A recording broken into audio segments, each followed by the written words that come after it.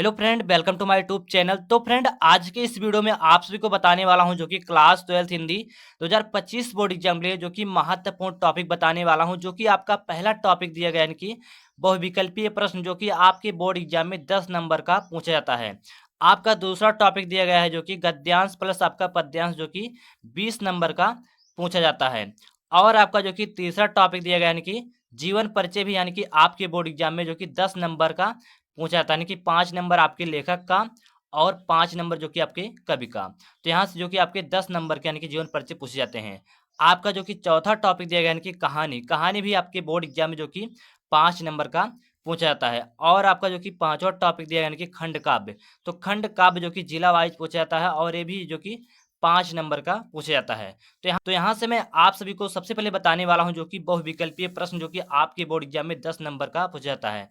तो यहाँ जो कि आपका पहला दिया गया है यानी कि निम्नलिखित में अष्टयाम की यानी कि भाषा है। तो पहला जो कि ऑप्शन दिया गया यानी कि राजस्थानी, और जो कि आपका ऑप्शन नंबर खा वाला दिया गया यानी कि ब्रज भाषा, और ऑप्शन नंबर जो कि आपका गा है यानी कि अवधि, और ऑप्शन नंबर जो कि घा यानी कि खड़ी बोली। तो निम्नलिखित में से यानी कि अष्टयाम की भाषा है तो ब्रज भाषा, ऑप्शन नंबर जो कि आपका यानी कि खा वाला जो है करेक्ट आंसर हो जाएगा। आपका जो कि दूसरा क्वेश्चन दिया गया है यानी कि आनंद कदम्बनी नामक पत्रिका का यानी कि संपादन करते थे। तो जो कि आपका पहला ऑप्शन दिया गया है जो कि प्रताप नारायण मिश्र, और ऑप्शन नंबर जो कि आपका यानी कि खा वाला दिया गया है जो कि बद्री नारायण चौधरी प्रेमघन, और आपका जो कि गा वाला ऑप्शन दिया गया है यानी कि बालकृष्ण भट्ट, और ऑप्शन नंबर घ जो कि आपका दिया गया यानी कि सरदार पूर्ण सिंह। तो आनंद कदम्बनी पत्रिका का इनके संपादन करते थे। तो यहाँ जो कि ऑप्शन नंबर खा वाला यानी कि बद्री नारायण चौधरी प्रेमघन आपका करेक्ट आंसर हो जाएगा। आपका तीसरा क्वेश्चन दिया गया है जो कि भारतेंदु युग के लेखक पत्रकार हैं, जो कि आपका पहला ऑप्शन दिया गया है यानी कि बालकृष्ण भट्ट, और ऑप्शन नंबर जो कि खा आपका दिया गया है यानी कि कन्हैया लाल मिश्र प्रभाकर, और ऑप्शन नंबर जो कि आपका गा है यानी कि अध्यापक पूर्ण सिंह, और ऑप्शन नंबर जो कि घा आपका दिया गया यानी कि डॉक्टर संपूर्णानंद। तो भारतेंदु युग के यानी कि लेखक पत्रकार हैं यानी कि बालकृष्ण भट्ट, ऑप्शन नंबर आपका का वाला करेक्ट आंसर हो जाएगा। आपका चौथा क्वेश्चन दिया गया है जो कि हिंदी का पहला मौलिक उपन्यास है। पहला ऑप्शन जो कि दिया गया है कि परीक्षा गुरु, और ऑप्शन नंबर जो कि खा आपका दिया गया है जो कि गोदान, ऑप्शन नंबर ग आपका दिया गया है जो कि गुनाहों के देवता, ऑप्शन नंबर घ जो कि आपका दिया गया है कि चित्रलेखा। तो हिंदी का पहला मौलिक उपन्यास है तो यानी कि परीक्षा गुरु, ऑप्शन नंबर आपका का वाला करेक्ट आंसर हो जाएगा। आपका पांचवा क्वेश्चन दिया गया है जो कि भारत दुर्दशा रचना है। आपका पहला ऑप्शन जो कि का वाला दिया गया है जो कि जयशंकर प्रसाद, ऑप्शन नंबर जो कि ख आपका दिया गया है जो कि राम कुमार वर्मा की, और ऑप्शन नंबर जो कि ग आपका दिया गया है जो कि भारतेंदु हरिश्चंद्र की, ऑप्शन नंबर घ जो कि आपका दिया गया है जो कि श्याम सुंदर दास की। तो भारत दुर्दशा यानी कि रचना है, यानी कि पांचों क्वेश्चन का आपका करेक्ट आंसर यानी कि हो जाएगा ऑप्शन नंबर ग वाला, यानी कि भारतेंदु हरिश्चंद्र आपका करेक्ट आंसर हो जाएगा। आपका छठवां क्वेश्चन दिया गया है जो कि यानी कि पंडित प्रताप नारायण मिश्र द्वारा यानी कि संपादित पत्र है, जो कि आपका पहला ऑप्शन दिया गया है जो कि आनंद कदम्बनी, और ऑप्शन नंबर खा जो कि आपका दिया गया है जो कि हिंदी प्रदीप, और ऑप्शन नंबर ग जो कि आपका दिया गया है जो कि ब्राह्मण, और नंबर घ जो कि आपका दिया गया है यानी कि दिनमान। तो यानी कि प्रताप नारायण मिश्र द्वारा यानी कि संपादित पत्र है यानी कि ब्राह्मण, ऑप्शन नंबर जो कि आपका ग वाला करेक्ट आंसर हो जाएगा। तो यहाँ जो कि यानी कि आपका छठा क्वेश्चन कंप्लीट हो गया। आपका जो कि सातवां क्वेश्चन दिया गया है यानी कि सातवां क्वेश्चन आपका है सरस्वती पत्रिका के यानी कि प्रथम संपादक हैं। तो पहला ऑप्शन जो कि दिया गया है यानी कि महावीर प्रसाद द्विवेदी, ऑप्शन नंबर जो कि ख आपका दिया गया यानी कि श्याम सुंदर दास, ऑप्शन नंबर जो कि ग आपका दिया गया जो कि जयशंकर प्रसाद, और ऑप्शन नंबर घ जो कि आपका दिया गया है जो कि हरदेव बाहरी। तो सरस्वती पत्रिका के इनके प्रथम संपादक हैं तो यानी कि श्याम सुंदर दत्त, ऑप्शन नंबर आपका यानी कि खा वाला करेक्ट आंसर हो जाएगा। आपका आठवां क्वेश्चन दिया गया है इंदुमती है यानी कि प्रथम कहानी, और ऑप्शन नंबर जो कि खा आपका दिया गया यानी कि प्रथम उपन्यास, ऑप्शन नंबर ग जो कि आपका दिया गया है जो कि निबंध, और ऑप्शन नंबर घ जो कि आपका है इनमें से कोई नहीं। तो इंदुमती क्या है यानी कि प्रथम कहानी, ऑप्शन नंबर जो कि आपका का वाला करेक्ट आंसर हो जाएगा। आपका नवा क्वेश्चन दिया गया है जो कि आचरण की सभ्यता निबंध के लेखक हैं यानी कि रामचंद्र शुक्ल, और नंबर खा आपका दिया गया है जो कि महावीर प्रसाद द्विवेदी, ऑप्शन नंबर ग जो कि आपका है यानी कि अध्यापक पूर्ण सिंह, और ऑप्शन नंबर घ जो कि आपका है यानी कि संपूर्णानंद। तो आचरण की सभ्यता यानी कि निबंध के लेखक है यानी कि अध्यापक पूर्ण सिंह, ऑप्शन नंबर आपका ग वाला करेक्ट आंसर हो जाएगा। आपका जो कि यहाँ पर 10वां क्वेश्चन दिया गया है जो कि चंद्रगुप्त नाटक के लेखक हैं यानी कि राम कुमार वर्मा। और ऑप्शन नंबर जो कि आपका खा है यानी कि लक्ष्मी नारायण मिश्र। और ऑप्शन नंबर ग आपका दिया गया है जो कि जयशंकर प्रसाद। और ऑप्शन नंबर घ आपका दिया गया है जो कि भारतेंद्र हरिश्चंद्र। तो चंद्रगुप्त नाटक के जो लेखक है यानी कि जयशंकर प्रसाद। ऑप्शन नंबर जो कि आपका यानी कि ग वाला करेक्ट आंसर हो जाएगा। तो यहाँ से जो कि आपके 10 नंबर कंप्लीट हो गए यानी कि बहुविकल्पीय के। अब यहाँ से मैं आप सभी को बताने वाला हूँ जो कि यानी कि महत्वपूर्ण गद्यांश, उसके बाद बताने वाला हूँ पद्यांश। तो यहाँ पर जो कि आपका गद्यांश दिया गया है, तो गद्यांश को सबसे पहले करना कि आपको पढ़ना होगा। तो यहाँ पर दिया गया है जो कि कहते हैं दुनिया बड़ी भुलक्कड़ है, केवल उतना ही याद रखती है जितने से उसका यानी कि स्वार्थ सधता है, बाकी को फेंक कर आगे बढ़ जाती है। शायद अशोक से उसका स्वार्थ नहीं सधा, क्यों उसे वह याद रखती, सारा संसार स्वार्थ का अखाड़ा ही तो है। तो इस प्रकार जो कि आपका यानी कि गद्यांश दिया गया है। और गद्यांश के नीचे जो कि 5 प्रश्न दिए गए हैं। पहला प्रश्न जो कि आपका दिया गया है, उपयुक्त गद्यांश के पाठ और लेखक का नाम लिखना होगा। और दूसरा प्रश्न आपका दिया गया है जो कि रेखांकित अंश की व्याख्या करना होगा। और आपका तीसरा प्रश्न दिया गया है, अशोक को विस्मृत करने का आधार किसे यानी कि माना गया। और आपका जो कि चौथा दिया गया है, लेखक ने दुनिया का किस तरह का यानी कि व्यवहार बताया। और आपका पांचवा प्रश्न जो कि दिया गया है, स्वार्थ का अखाड़ा किसे कहा गया है। तो यहाँ से जो कि आपके यानी कि 5 प्रश्न दिए गए हैं। तो आपको करना क्या है, सबसे पहले आपको यहाँ पर हेडिंग छोड़ना होगा, संकेत। संकेत हेडिंग छोड़ने के बाद आपको करना क्या होगा, जहाँ पर जो फर्स्ट वाला अक्षर दिखाई दे रहा है इसको, और यहाँ पर लास्ट वाला अक्षर जो यहाँ पर दिखाई दे रहा है इसको आपको यहाँ पर संकेत में लिखना होगा। उसके बाद यहाँ पर आपका पहला प्रश्न पूछा है, उपयुक्त गद्यांश के पाठ और लेखक का नाम आपको लिखना होगा। तो यहाँ पर यानी कि पाठ का नाम लिखेंगे और लेखक का नाम लिखेंगे। तो पाठ का नाम यहाँ पर दिया गया है जो कि अशोक के फूल, और लेखक का नाम क्या है यानी कि आचार्य हजारी प्रसाद द्विवेदी। तो यहाँ जो कि आपका पहला प्रश्न कंप्लीट हो गया। आपका दूसरा प्रश्न जो कि यहाँ पर पूछा है यानी कि रेखांकित अंश की व्याख्या कीजिए। तो यहाँ पर जो रेखा पारी हुई है इसकी आपको क्या करना है, व्याख्या करना होगा। तो यहाँ पर आप हेडिंग छोड़ेंगे जो कि रेखांकित अंश की व्याख्या।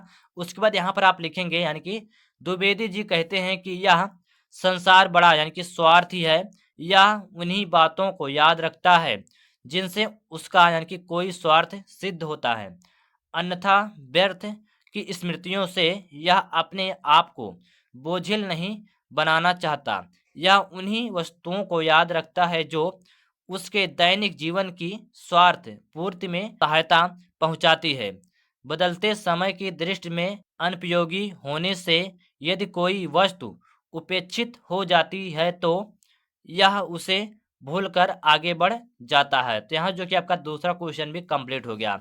आपका तीसरा क्वेश्चन यहाँ पर जो कि दिया गया है, यानी कि अशोक को विस्मृत करने का आधार किसे यानी कि माना गया। तो यहाँ पर इसका उत्तर आप लिखेंगे जो कि अशोक को विस्मृत करने का आधार स्वार्थ वृत्ति को माना गया। तो यहाँ जो कि आपका तीसरा क्वेश्चन भी कंप्लीट हो गया। आपका चौथा क्वेश्चन पूछा गया जो कि लेखक ने दुनिया का किस तरह का यानी कि व्यवहार बताया।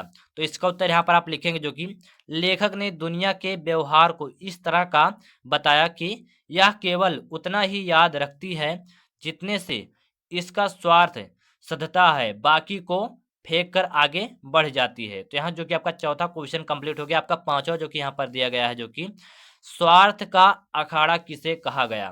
तो यहाँ पर आप लिखेंगे जो कि इसका उत्तर यानी कि सारे संसार को यानी कि स्वार्थ का अखाड़ा कहा गया। तो यहाँ जो कि यानी कि आपका गद्यांश कंप्लीट हो गया। अब यहाँ से मैं आपसे बताने वाला हूँ जो कि पद्यांश। और पद्यांश भी आपके बोर्ड एग्जाम में 10 नंबर का जो कि पूछा जाता है। तो यहाँ पर जो कि आपका पद्यांश दिया गया है जो कि निरख सखी एक खंजन आए, फेरे उन मेरे रंजन से नयन इधर मन भाए, फैला उनके तन का आतप मन से सर सराए, घूमे वह इस ओर वहां ए हंस यहाँ उड़ छाए, करके ध्यान आज इस जन का निश्चय वह मुस्काए, फूल उठे हैं कमल उधर से यह बंदूक सुहाए, स्वागत स्वागत शरद भागे से मैंने दर्शन पाए, नभ से मोती वारे लो ए अश्रु अर्ध भर लाए। तो यहाँ पर जो कि आपका इस प्रकार से जो कि पद्यांश दिया गया है, और पद्यांश के नीचे जो कि यहाँ पर 5 प्रश्न दिए गए हैं। पहला प्रश्न जो कि आपका दिया गया है जो कि उपयुक्त पद्यांश के शीर्षक और कवि का नाम लिखना होगा। और यहाँ पर दिया गया जो कि दूसरा आपका रेखांकित अंश की व्याख्या करना होगा।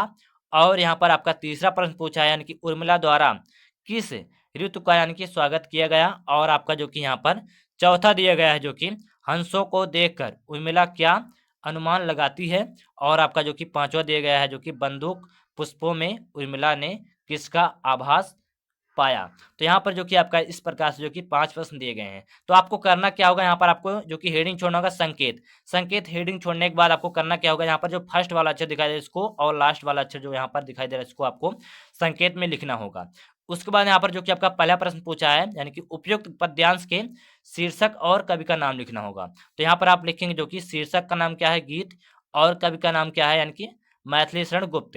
उसके बाद यहाँ पर आपका दूसरा प्रश्न पूछा है जो कि रेखांकित अंश की व्याख्या करना होगा। यहाँ पर जो रेखा पारी हुई है इसकी आपको क्या करना है, व्याख्या करना होगा। तो यहाँ पर आप हेडिंग छोड़ेंगे जो कि रेखांकित अंश की व्याख्या। उसके बाद यहाँ पर आप लिखेंगे हे शरद तुम्हारा स्वागत है क्योंकि तुम्हारे आगमन पर मैंने खंजन पक्षियों में प्रिय के नेत्रों का यानी कि धूप में प्रिय के तप का, हंसों में उनकी गति और हास्य का तथा बंदूक पुष्पों में उनके अधरों का यानी कि आभास पाया है। आकाश ने ओस की बूंदों के रूप में मोती न्यौछावर कर तुम्हारा स्वागत किया है और मैं अपने आंसुओं का अर्थ देखकर तुम्हारी अभ्यर्थना करती हूँ। तो यहाँ जो कि आपका दूसरा क्वेश्चन कंप्लीट हो गया। आपका तीसरा क्वेश्चन यहाँ पर जो कि पूछा है यानी कि उर्मिला द्वारा किस ऋतु का यानी कि स्वागत किया गया। तो इसका उत्तर यहाँ पर आप लिखेंगे जो कि उर्मिला द्वारा शरत ऋतु का स्वागत किया गया। तो यहाँ जो कि आपका तीसरा क्वेश्चन कंप्लीट हो गया। आपका चौथा क्वेश्चन जो कि पूछा है यहाँ पर हंसों को देखकर उर्मिला क्या अनुमान लगाती है। तो यहाँ पर जो कि दिया गया है इसका उत्तर हंसों को देखकर उर्मिला यह अनुमान लगाती है कि प्रीतम इस ओर घूमे होंगे अथवा निश्चय ही मेरा ध्यान करके मुस्कुराए होंगे। तो यहाँ जो कि आपका चौथा क्वेश्चन कंप्लीट हो गया। आपका पांचवा क्वेश्चन यहाँ पर पूछा है जो कि बंदूक पुष्पों में उर्मिला ने किसका यानी कि आभास पाया।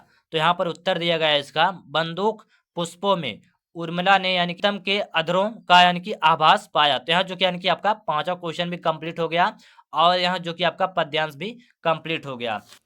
अब यहाँ से मैं आपसे बताने वाला हूँ जो कि यानी कि जीवन परिचय यानी कि 5 नंबर का जो कि आपका कवि का पूछा जाता है और 5 नंबर जो कि आपके लेखक का पूछा जाता है। तो यहाँ पर मैं जो कि लेखक का बताने वाला हूँ यानी कि वासुदेव शरण अग्रवाल का जो कि जीवन परिचय बताने वाला हूँ।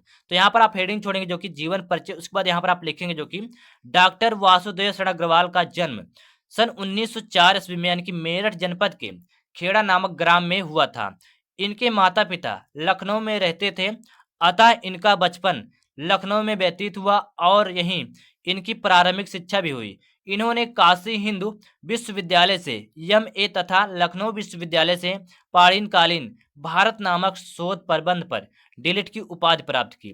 भारतीय संस्कृत और पुरातत्व का यह महान साहित्यकार यानी कि सन 1900 यानी कि 67 ईस्वी में इनका यानी कि स्वर्गवास हो गया। तो यहाँ जो कि यानी कि वासुदेव शरण अग्रवाल का जीवन परिचय कंप्लीट हो गया।